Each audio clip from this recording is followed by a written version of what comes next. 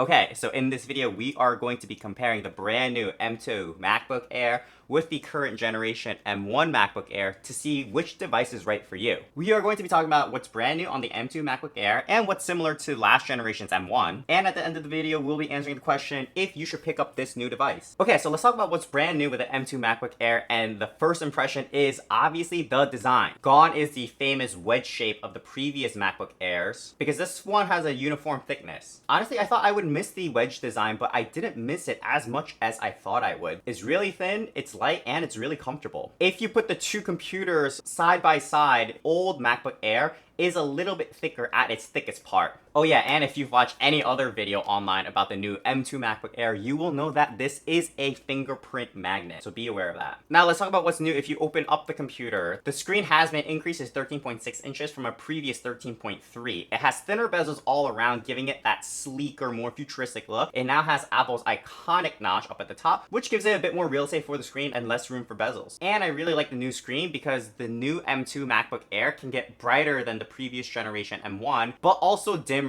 at their lowest brightness settings. The webcam is new as well. It's the new 1080p webcam that Apple has been talking about, but honestly, I found it hard to tell which one was better at a glance, and on Zoom, because they do their own video compression, it's going to be even harder to tell that you're on the new M2. The keyboard and the trackpad are all very familiar, but except for the fact that the function rows are full-size keys this time around instead of the half-size keys that we've seen for quite a while. And the escape button is really big. Also, the speakers on the new M2 MacBook Air are great. Given how thin the device is, I was really impressed by how much better they sounded than the last generation speakers.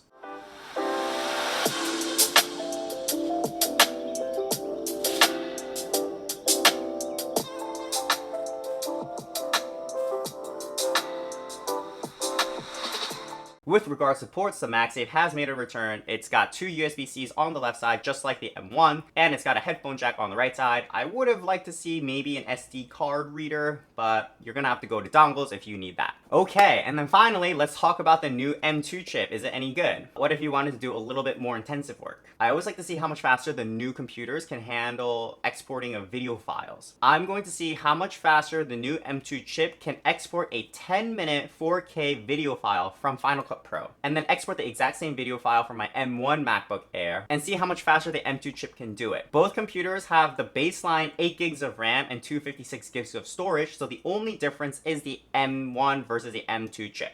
Okay, so we have the M2 computer on our left side and the M1 on our right side, and we can see the purple progress bars going up. We're going to speed up the footage 20 times so we can make this process go a little bit faster. As you can see, the purple progress bar on the M2 on the left hand side is going up considerably faster, and right around 5 minutes here, the M2 finishes exporting the 10-minute 4K footage.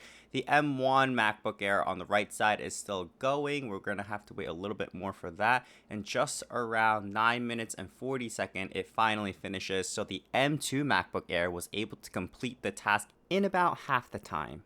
Now that we've done all the comparison about what's new with the new M2 MacBook Air, should you pick up this device? So if you have any M1 machine, you shouldn't feel the need to upgrade to this one. The M1 is still plenty fast, and Apple is still selling a large category of products of the M1 chips on their website, including the M1 MacBook Air. Also, if you need a little bit more processing power, or you do lots of resource-intensive tasks, whether you're a software engineer, videographer, photographer, it might make sense upgrading to a MacBook Pro instead. However, if you are coming from a considerably older machine or you've never experienced the power of Apple Silicon, I think the M2 MacBook Air is a great entry-level device. For an extra $200, you are getting the new design, the new screen, better speakers, and all of those little improvements add up to be a nicer package. Okay, so those are the improvements of the new M2 MacBook Air. Let me know down in the comments if you have any questions. My name is D.I. Lee. You are my VIP. I really appreciate you watching, and I'll talk to you in the next one.